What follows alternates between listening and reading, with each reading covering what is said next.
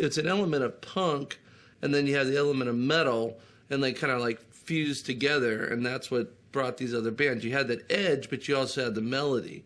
And I think that's what later kind of Metallica had picked up on, was it's like they were accessible in the sense that melodic-wise, but yet they had that punk sensibility to them. But not the, like, you know, crazy punk in your face, broken glass, and the stuff that was going on in that second generation. Motorhead is, as to cite an inspiration for where everything sped up. Ace of Spades.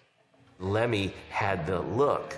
He was not your average pinup. I think Metallica was like, fuck LA, man, we're going to go up here and we're going to do our thing. And they found the people that embraced them, as opposed to being on the Sunset Strip at the Roxy. In LA, you had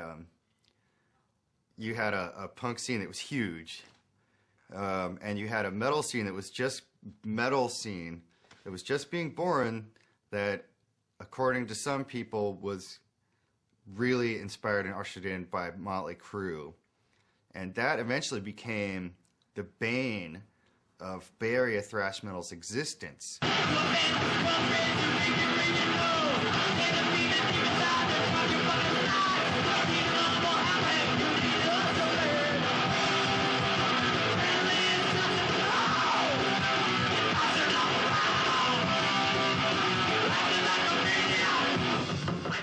The thing with Metallica, what they were able to do was still be heavy, but it wasn't so crazy in a sense that you couldn't follow it like some of the other stuff that was out there. Like the Venom was too, with the satanic, you know, even though it was kind of hokey in that, people go, it's, you know, it just, there was something about hearing Whiplash.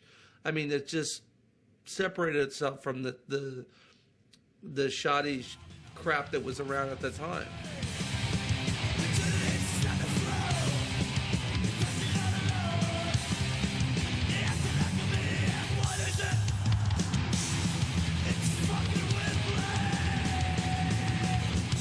The first album, the Kill 'Em All album from Metallica, is chock full of early Metallica classics.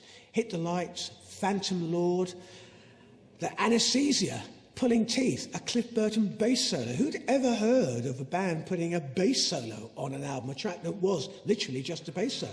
But he did it and pulled it off.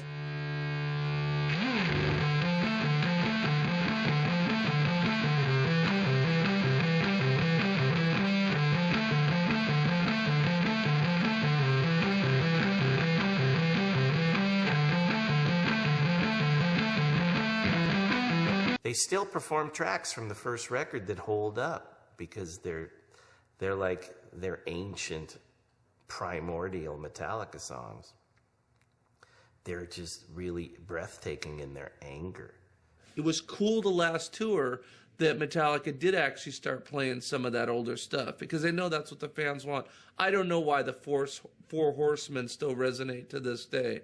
I can still turn that on, and I would rather hear that over something off Load or even off the Black Album. It just resonates with a fan base, with diehard metal fans in a way that I can't describe. And I don't want to compare it because they were rivals, but it's like the Motley Crue Too Fast for Love. More or less a demo recording is like, in my opinion, the rawest, purest form of that band. You know, and they're young, maybe because you're angry and you want to conquer the world and you don't have any knowledge of the music industry and you just want to put yourself out there. That's what that's all about.